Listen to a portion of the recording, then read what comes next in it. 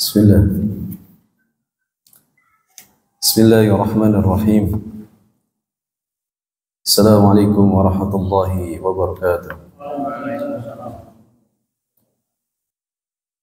Alhamdulillah. Alhamdulillahilladzi an'amana bi ni'matil iman wal islam. Alhamdulillahilladzi hadana li hadza wa ma kunna linahtadiya laula an hadana Allah. أشهد أن لا إله إلا الله وحده لا شريك له وأشهد أن سيدنا محمدا عبده ورسوله اللهم صل وسلم على سيدنا محمد وعلى آله وأصحابه أجمعين. يقول الله تعالى جل في علاه يا أيها الذين آمنوا اتقوا الله حق تقاته ولا تموتن إلا وأنتم مسلمون. وقال النبي صلى الله عليه وسلم من يريد الله به خيرا يفقهه في الدين. أما بعد اللهم لا علم لنا إلا ما علمتنا وعلمنا ما ينفعنا وانفعنا بما علمتنا إنك أنت العليم الحكيم. اللهم فقهنا في الدين وعلمنا التأويل رب اشرح لي صدري ويسر لي أمري واحلل عقدة من لساني يفقهوا قولي. Hadirin jamaah rahimakumullah, alhamdulillah, pada malam hari ini insyaallah kita akan melanjutkan kajian kajian tauhid bi fadilatul Syekh Dr. Shalih Fauzan rahimahullah. Dan kita sampai pada bab yang kedua yaitu tentang asyirku ta'rifuhu wa anwa'uhu, yaitu tentang syirik, definisi dan macam-macam syirik. Qala al-muallif rahimahullah asyirku huwa ja'ala syarikun lillahi ta'ala fi rububiyyatihi wa ilahiyatihi wa asma'ihi wa sifatihi. Syirik, kata beliau, menjadikan Allah Subhanahu wa taala tandingan di dalam rububiyahnya dan di dalam ilahiyah, asma dan sifatnya. Wal ghalibu wuqu'ul isyraku fil uluhiyyati, dan mayoritas terjadinya syirik itu adalah di dalam uluhiyah. Bi ay yad'u ma'allahi ghairihi aw yasrifu lahu syai'an min anwa'il ibadah. Jadi mayoritas terjadinya kesyirikan itu adalah di dalam uluhiyah, yaitu, kata beliau, menyeru ataupun meminta kepada selain kepada Allah Subhanahu wa taala, atau memberikan atau menyerahkan sesuatu dari macam ibadah seperti menyembelih, bernazar, kemudian takut kepada selain Allah Subhanahu wa taala, dan juga ar-raja, berharap, dan juga al-mahabbah kepada selain Allah Subhanahu wa taala. Jadi dari macam ibadah ini yang beliau sebutkan, baik itu ibadah secara jasadiyah ataupun secara qalbiyah. Jadi kayak al-khauf, ar-raja wal mahabbah, ini adalah ibadah qalbiyah. Az-zabhu artinya menyembelih, untuk selain Allah Subhanahu wa taala.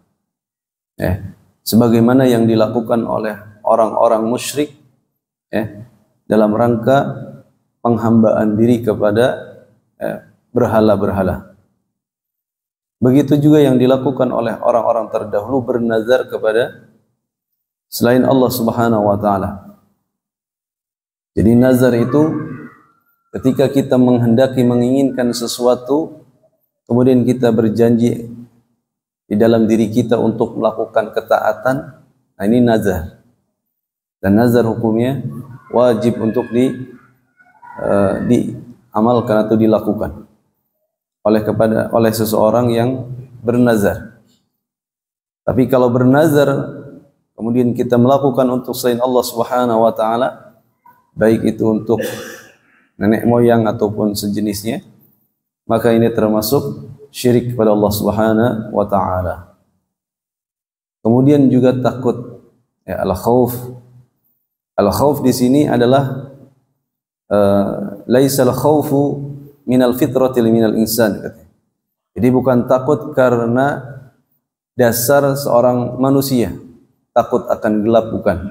Takut ketinggian. Tetapi takut di sini maksudnya adalah al-khaufu ma'at ta'ah. Takut kemudian kita taat melaksanakan apa yang diperintahkan kepada atau atas dasar sesuatu yang kita takuti. Misalnya kita takut kepada pemimpin, kemudian kita melakukan sesuatu yang diperintahkan yang menyelisihi perintah Allah Subhanahu wa taala. Jadi takutnya ini, ya, seperti misalnya yang terjadi di masyarakat kita, ya, takut akan pohon besar kemudian, ya, memberikan sesajen begitu, ya. Nah, ini adalah khauf yang dimaksud dengan asyirk, ya, di dalam uluhiyah. Begitu juga roja, ya.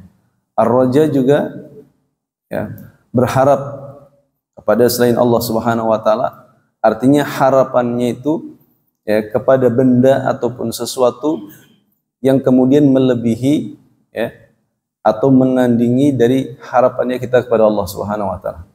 Artinya misalnya manajer kita, harapan kita lebih besar kepada makhluk dibandingkan kepada Sang Khaliq. Ya. Begitu juga dengan mahabbah. Ya. Cinta melebihi cinta kita kepada Allah dan Rasul. Ya. Biasanya cinta ini itu juga sama. Ya, ketika dia cinta kepada makhluk ataupun sesuatu yang dia cintai dan kemudian mengikuti apa yang dilakukan oleh makhluk yang dicintai tersebut. Semisal fan begitu, ya, dengan artis ataupun sesuatu yang kemudian dia mengikuti, ya, sesuatu yang kemudian menyelisihi perintah Allah Subhanahu wa taala. Dan ini penyakit yang menjangkit saudara-saudara kita gitu, ya, ya, dari kalangan pemuda. Maka, ya, ini termasuk syirik yang terjadi di dalam al-uluhiyah. Kemudian, ya, al-muallif rahimahullah mengatakan asyirku a'zamu dzunub wa dzalika li umurin, katanya. Kenapa dosa syirik itu dosa yang amat besar? Dikarenakan beberapa hal. Yang pertama, li'annahu tashbihun lil makhluqi bil khaliqi fi khasaisil ilahiyah. Karena kita menyerupakan, ya, Sang Khaliq dengan makhluk. Ini sudah pelanggaran luar biasa, gitu, ya. Pelanggaran luar biasa. Artinya ciptaan Allah kemudian disamakan, gitu, ya, diserupakan dengan Allah Subhanahu wa taala.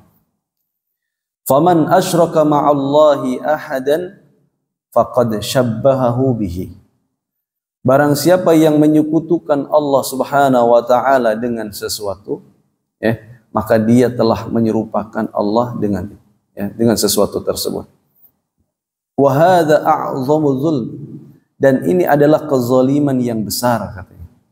Makanya Allah Subhanahu wa taala mengatakan inna syirka la zulmun azim.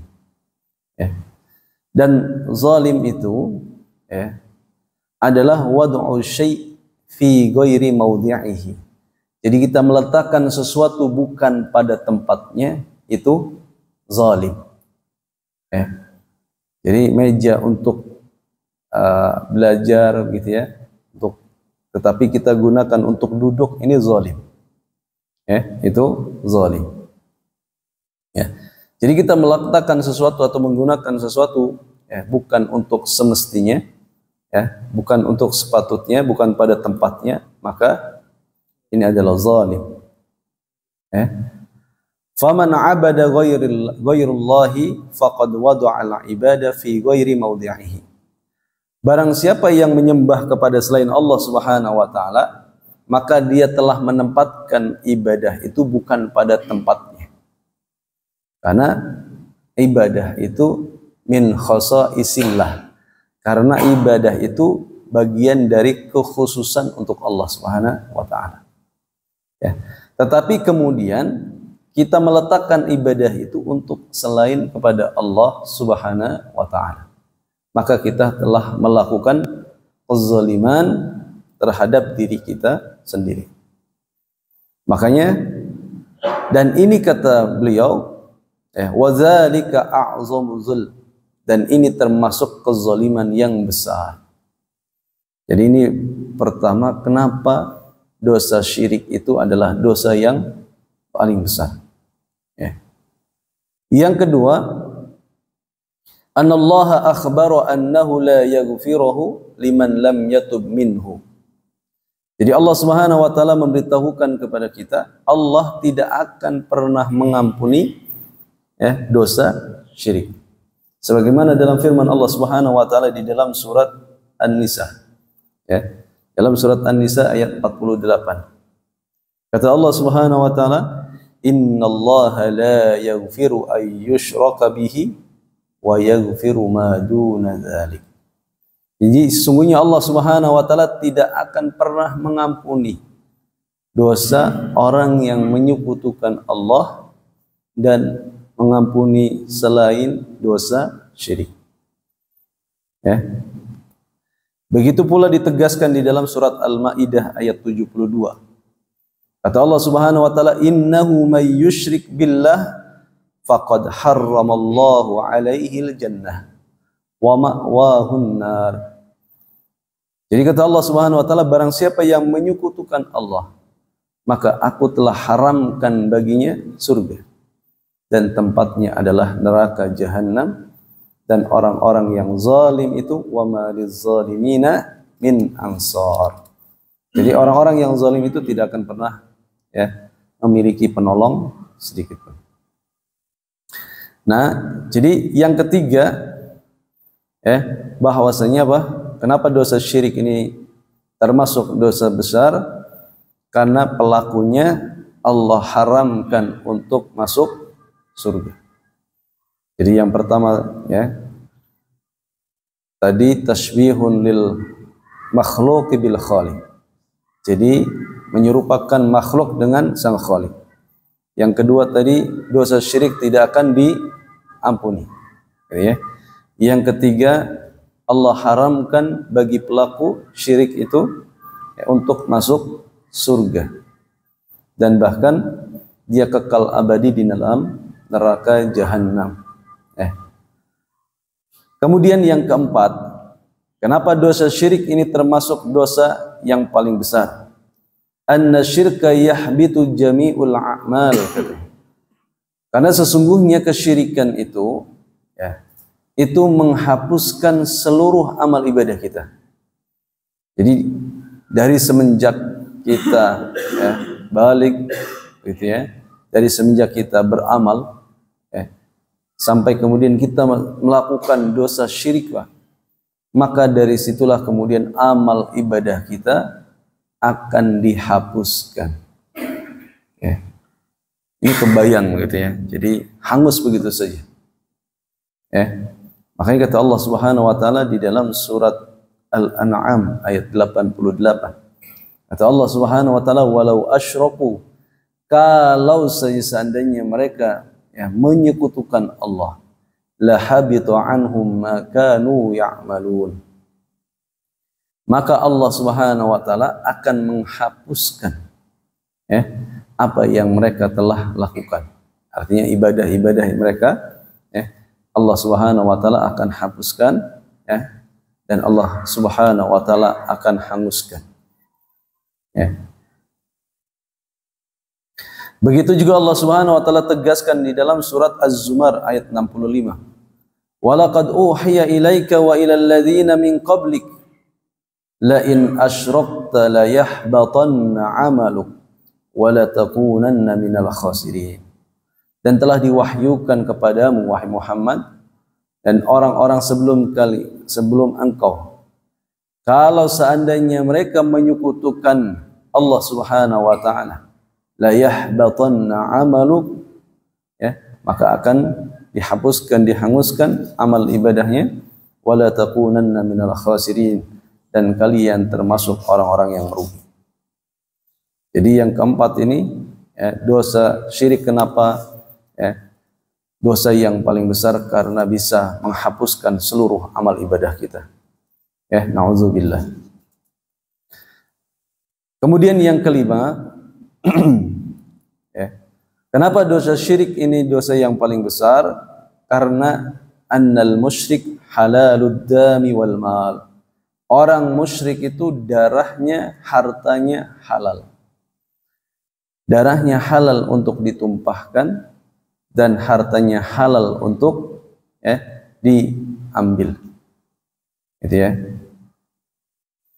Jadi sebagaimana firman Allah Subhanahu wa taala di dalam surat At-Taubah ayat 5, kata Allah Subhanahu wa taala, faqtulul musyrikina haitsu wajadtumuhum wa khudhuhum wahsuruhum waq'udu lahum kulla marsad. Perangilah oleh kalian, kata Allah Subhanahu wa taala, orang-orang musyrik dimanapun kalian mendapati mereka. Wa khudhuhum wahsuruhum, dan ambillah harta-harta mereka dan kepunglah mereka. Tapi di sini jangan dipahami kemudian kita bisa melakukan ini tanpa didasari hukum. Kita nemuin orang musyrik misalnya, gitu ya, nyembah pohon dan seterusnya, langsung tebas dan seterusnya. Enggak. Jadi wajib at-tabayyun wal istitab. Ya Pak ya. Ini jangan serampangan kemudian semuanya ditebas. Ini repot. Jadi kalau memahami ayat ini harus betul-betul kita sebagaimana pemahaman salafus saleh.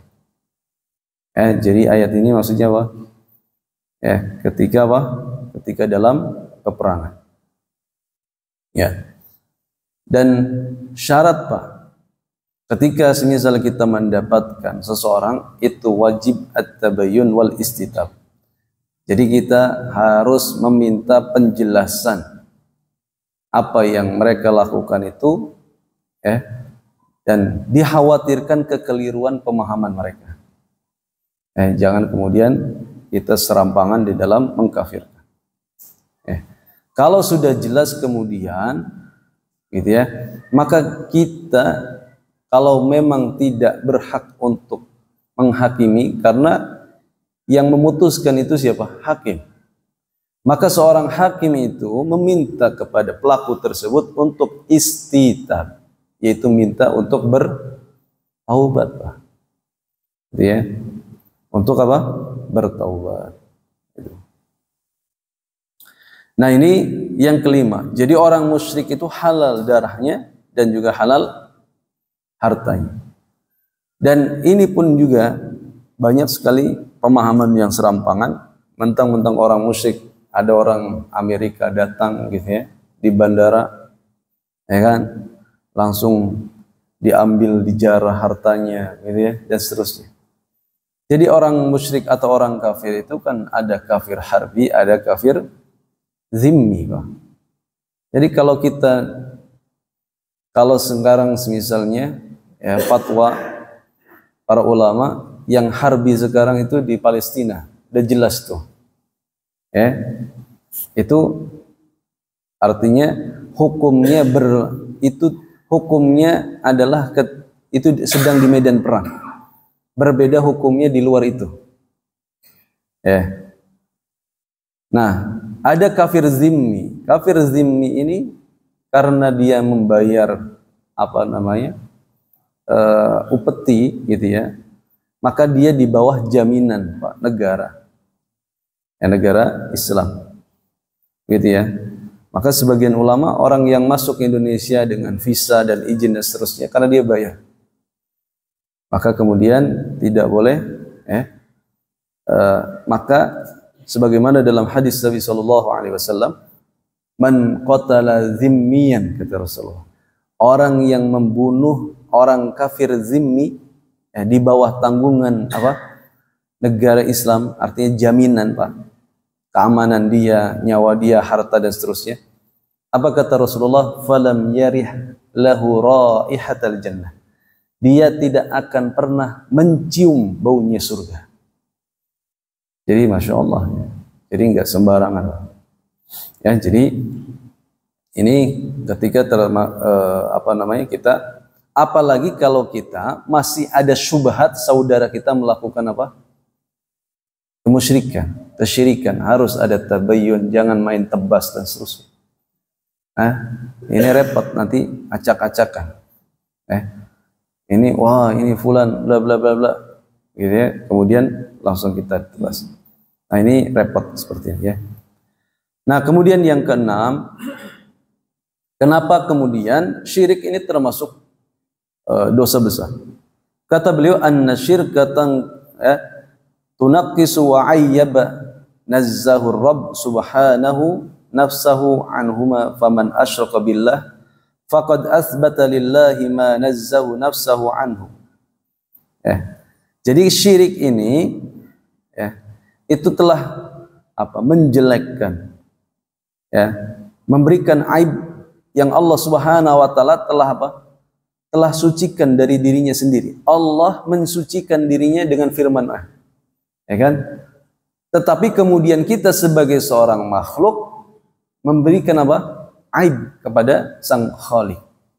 Ini kan luar biasa pelanggaran, ya Pak. Jadi kalau kata kita, bahasa kita, kurang ajar. Kurang ajar kepada siapa? Allah Subhanahu wa taala.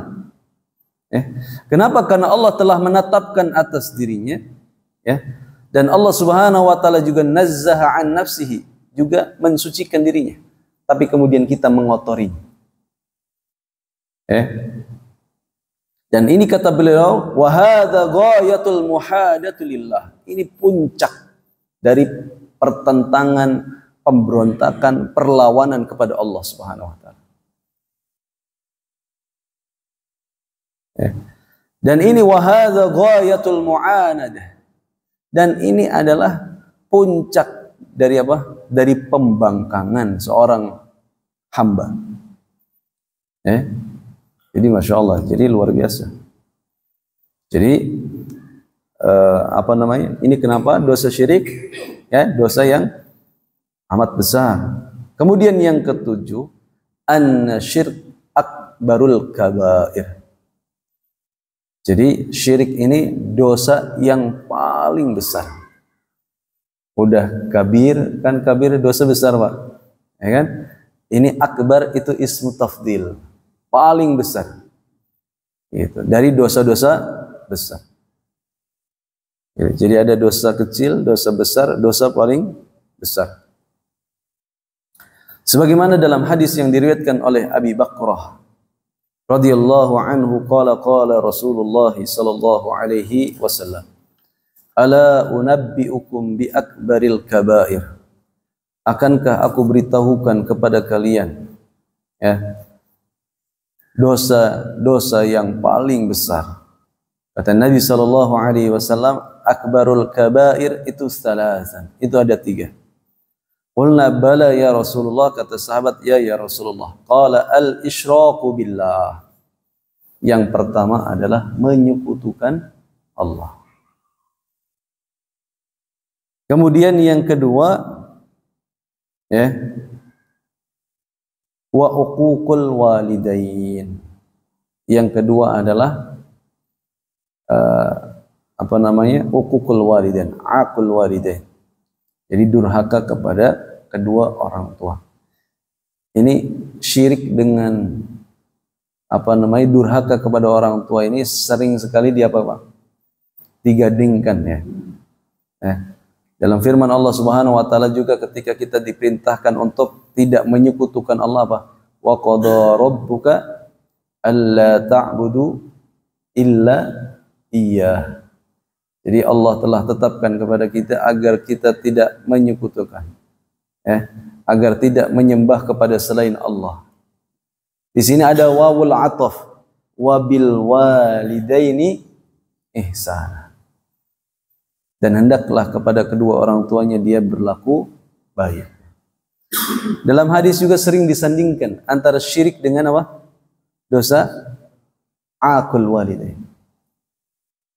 Karena dosa ini, Pak, itu dalam hadis yang lain Rasulullah menjelaskan itu uqiba fid dunya qabla al-akhir. Itu akan Allah azab, akan Allah berikan sanksi di dunia sebelum di akhirat. Ya. Jadi makanya kata para ulama ketika menyimpulkan dalam beberapa firman Allah Subhanahu wa taala dalam hadis, kenapa dosa zalim itu Allah tunaikan di dunia sebelum di akhirat. Bentuk kezaliman termasuk syirik, az-zulmu. Kemudian apa lagi? Tadi aqul walidain, ya, termasuk juga mengambil hak orang lain. Itu uqiba fid dunya qablal akhir. Itu akan Allah, ya, tunaikan azabnya di dunia sebelum akhirat. Nauzubillah. Ya. Qala Ibnu Qayyim rahimahullah. Ya, beliau mengutip perkataan Ibnu Qayyim rahimahullah, akhbaru subhanahu anna al-qasda bil khalqi wal amra ay ya'rifa bi asma'ihi wa sifatihi wa ya'budu wahdahu la yushriku bihi. Qala ta'ala wa ma khalaqtul jinna wal insa illa liya'budun. Jadi kata Ibnu Qayyim rahimahullah, Allah Subhanahu wa taala memberitahukan tujuan dari diciptakannya sang makhluk dan diperintahkan untuk mengetahui asma dan sifatnya dan juga menyembah Allah dan tidak menyekutukannya. Kata Allah Subhanahu wa taala apa? Wa ma khalaqtul jinna wal insa illa liya'budun. Jadi tidaklah aku ciptakan jin dan manusia itu kecuali beribadah untuk. Wa ayyakuman nasu bil qisti wa huwal adl alladhi qamat bihi as-samawati wal ard kama qala ta'ala laqad arsalna rusulana bil bayyinat wa anzalna ma'ahumul kitaba wal mizan liyaquman nasu bil qist. Jadi kemudian manusia itu diperintahkan untuk bisa berlaku adil, ya, berlaku adil terhadap apa? Terhadap dirinya sendiri. Adilnya apa? Manusia itu diciptakan, makhluk itu diciptakan untuk ibadah kepada Allah.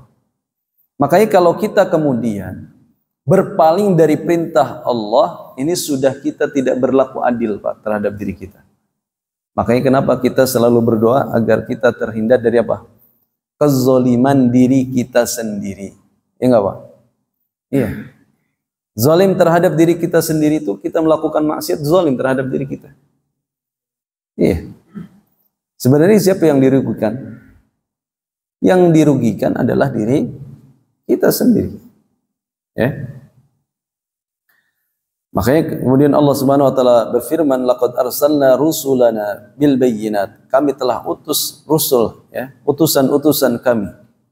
Ya, dengan apa? Bil bayyinat, dengan penjelasan, wa anzalna ma'ahul kitab, dan kami turunkan, ya, bersama mereka kitab-kitab, ya, wal mizan liyaquman nasu bil qist, agar kemudian didirikan, ya, di antara manusia itu keadilan. Ya. Wa min a'zamil qisti at-tauhid. Dan keadilan yang paling tinggi, yang paling besar itu adalah tauhid, menegakkan akidah yang benar, itu adalah, ya, itu adalah keadilan yang paling besar. Jadi kalau kita semisalnya, ya, melakukan kesyirikan, ini sudah tidak laku kita bisa berlaku adil, Pak. Ya, terhadap diri kita saja sudah tidak bisa berlaku adil. Ya. Hadirin kaum muslimin rahimakumullah, ya. Dan beliau mengatakan fasyirku azlamu zulm. Dan syirik itu adalah, ya, kegelapan yang paling gelap. Ya, kezaliman yang paling zalim. Dan tauhid itu a'dalul adl. Jadi keadilan yang paling adil katanya. Ya. Maka Fama kana ashaddu munafatan li hadzal maqsud fahuwa akbarul kabair. Dan orang yang benar-benar gitu ya, menafikan atau menghilangkan maksud dari keadilan yaitu tauhid ini, maka itu adalah termasuk dosa yang paling besar. Masya Allah. Hadirin kaum muslimin rahimakumullah. Kemudian apa resiko orang-orang yang menyekutukan Allah Subhanahu wa taala? Banyak sekali, ya. Katanya beliau, ya. Lihadzal maqsud kana akbarul kabair 'ala al-itlaq. Dan maksud mereka menghilangkan ketauhidan itu adalah dosa yang paling besar. Dan bagi mereka wa harramallahu al-jannah 'ala kulli musyrikin. Allah haramkan surga, wa abaha dammuhu wa maluhu wa ahluhu. Dan Allah halalkan darahnya, hartanya, bahkan apa? Keluarganya. Gitu ya. Li ahli tauhid, untuk orang yang bertauhid. Wa ayyatakhiduhum 'abidan lahum lamma tarakul qiyam bi'ubudiyati. Dan kemudian ya, bisa kita jadikan mereka itu sebagai hamba sahaya. Kenapa? Karena mereka meninggalkan ubudiyah tadi. Ya. Dan orang-orang yang musyrik ini amal ibadahnya tidak akan pernah diterima dan juga tidak akan pernah mendapatkan syafaat. Ya, tidak akan pernah apa? Mendapatkan syafaat. Ya. Dan beliau mengatakan fa innal musyrik ajhalul jahilin. Dan orang-orang musyrik itu orang yang paling bodoh, katanya. Orang yang paling bodoh. Gitu ya. Hadirin kaum muslimin rahimakumullah. Nah, ini luar biasa begitu ya, terkait dengan kesyirikan. Nah, kemudian macam-macam syirik, Pak. Syirik itu ada dua, yaitu syirik besar dan syirik kecil, gitu ya. Dan tadi yang dijelaskan mayoritas itu adalah terkait dengan syirik besar. Ini banyak sekali contoh-contohnya, ya, seperti berdoa kepada selain Allah, kemudian taqarrub, mendekatkan diri kepada selain Allah Subhanahu wa taala dengan berkurban, ya, bernazar kepada selain Allah Subhanahu wa taala, bernazar ke kuburan, jin, syayatin, begitu ya. Kadang-kadang kan yang dilakukan dukun, paranormal gitu ya, untuk mendapatkan sesuatu atau apa gitu ya. Nah, kemudian dia melakukan apa? Ritual itu, walaupun ritualnya apa? Ritualnya puasa, sholat gitu kan. Tapi apa? Yang dia persembahkan itu bukan untuk Allah, tapi untuk li ghairillah. Ini kan banyak. Makanya kalau kita baca kitabnya Ibnul Qayyim dalam kitabnya Talbisul Iblis, itu bagaimana iblis ya menipu daya kita, Pak. Seolah-olah ibadah padahal bukan, Pak. Ya kan? Puasa dan seterusnya gitu ya, untuk mendapatkan sesuatu, ya kan? Ada zikirnya tapi dan seterusnya. Nauzubillah. Jadi apa namanya? Mencampur adukan antara hak dan batil. Gitu ya. Oh, kan ini bacaannya begini dan seterusnya. Tapi nggak tahu bacaannya apa. Potongan-potongan ayat tapi mengarah kepada kekufuran. Gitu ya. Nauzubillah. Nah, ini banyak sekali. Ya. Kemudian syirik yang kedua adalah apa? Adalah syirik kecil. Ya. Nah, syirik kecil ini ada yang zahir, ya, apa namanya? Dan ada juga yang batin. Yang zahir itu seperti ucapan kita ataupun perilaku kita yang kemudian mengarah kepada syirik kecil, Pak. Semisal kita bersumpah kepada selain Allah Subhanahu wa taala.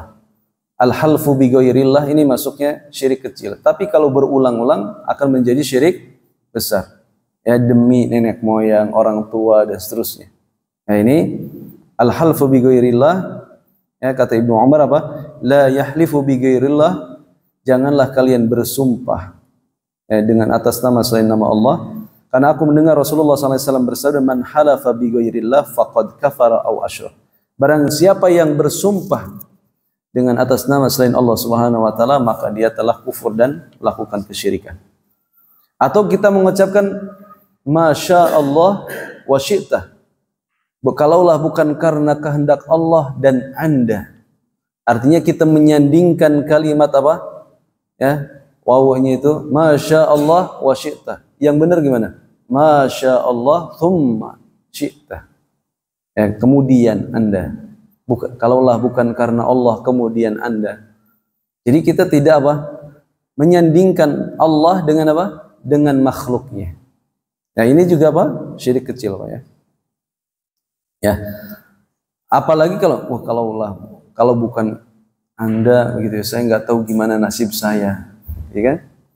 Ya ini juga ini tidak boleh. Nah ini syirik kecil tapi zahir, nampak. Ya. Hadirin kaum muslimin rahimakumullah. Sedangkan ya, syirik kecil yang termasuk dari af'al, dari apa yang kita lakukan ya, yang kita kerjakan dari syirik kecil itu adalah al-hilqah. Kita kasih jimat gitu ya, kalung gitu ya, jimat al-khayyat begitu ya. Kemudian ataupun sesuatu yang kita jahit gitu ya. Nah itu supaya anak saya terlindungi, kan banyak Pak ya. Nah ini ada kalungnya atau apanya dalam rangka supaya apa? Daf'ul bala gitu ya. Untuk apa? Agar terhindar dari bala dan ini. Seterusnya ya. Dan juga mengalungkan tamaim. Nah ini beda tipis Pak ya. Kalau dia mengalungkan itu bahwasanya benda itu yang menyebabkan dia terlindungi dari bala dan ini syirik besar. Tapi kalau dia meyakini ini cuman asbab saja, beda Pak ya.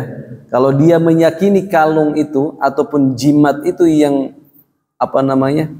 bisa menjaga dan seterusnya, begitu ya, dari penyakit dan seterusnya.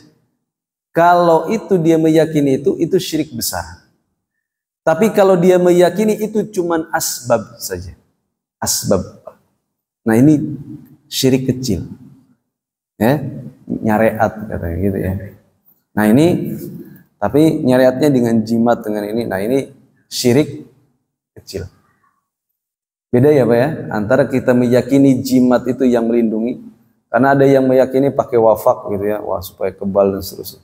Dia meyakini ini syirik besar. Tapi kalau dia menggunakan itu nyareat doang, gitu ya. Nah ini baru syirik kecil. Nah ini harus dibedakan gitu ya, terkait dengan itu. Nah kemudian yang kedua, syirik kecil yang khafi Pak, yang tersembunyi. Nah ini yang semua orang tidak bisa menghindarinya. Bahkan Nabi SAW mengatakan apa? Inni akhafu ma akhwafu alaikum. Aku yang paling aku takuti terhadap kalian, kata Rasulullah. Kepada siapa itu? Sahabat Pak. Apalagi kita yang imannya kadang-kadang naik, kadang-kadang turun gitu ya. Banyak turunnya dibandingkan naiknya. Nah ini Rasulullah mengatakan kepada sahabat Nabi SAW, inni akhwafu ma akhwaikum asyirkul asghar. Apa itu Pak? Ar-riya. Riya ini itu yang paling ditakuti oleh Rasulullah SAW. Ya. Nah ini yang disebut dengan syirkun khafi. Ya semoga Allah Subhanahu wa taala menghindarkan kita dari kesyirikan ya. Dan ini juga diajarkan di dalam hadis Nabi SAW terkait dengan doa-doa agar kita terhindari dari syirik kecil ya. Jadi ya maka ini perlu pemahaman yang baik gitu ya, agar kemudian kita terhindar dari hal-hal yang tidak kita inginkan. Nauzubillah. Dan kita diajarkan doa apa? Oleh Rasulullah SAW agar kita terhindar dari syirik besar dan syirik kecil. Allahumma inni a'udzubika an nusyrika bika syai'an na'lamu.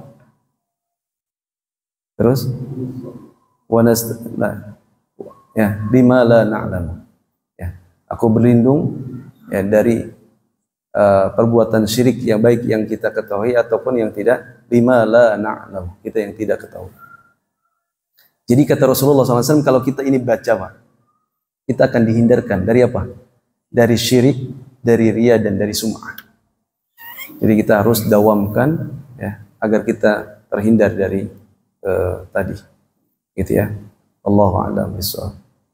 Assalamualaikum warahmatullahi wabarakatuh.